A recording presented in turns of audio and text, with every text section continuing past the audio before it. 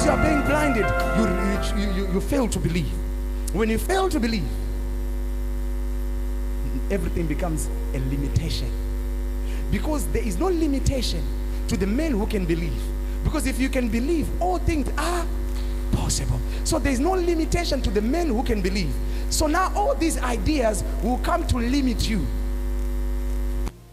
I remember one day I was shopping at a small shop in Providence there, and I saw a small girl, and I was buying my airtime there. A small girl was talking to another guy, and you know what she said? The guy was maybe trying to propose to the young girl, and these are little babies. If you look at them, you know, when I heard the conversation behind, I thought I was going to see some mature people. When I looked around, I saw 12 years, 11 years, and they're saying, "I love you." And I said, "What is this?"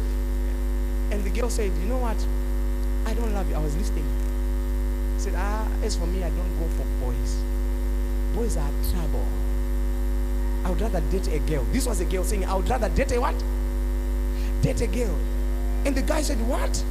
He says, I've seen what my mother went through. Guys are dogs. What is that? It's a mentality coming upon your children that they begin to look the other ways. Are you listening to me? It's a stronghold. It becomes a belief in them. As they grow, what is abnormal, they call normal. What is evil, they call good. Are you listening to me? Are you listening to me?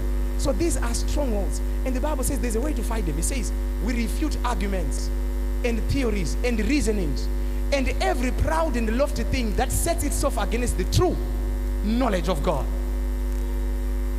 We lead every thought and purpose away captive. In other words, he says we manage our mind. We manage what we think, because what we can see with our mind we become. As far as we can see, he has given to us. We manage what we process in our minds. You don't have time as a child of God to begin to process that things are going to be bad. It doesn't matter what you are facing. Never think that things are going to be bad, because you begin to paint a picture of things that are bad.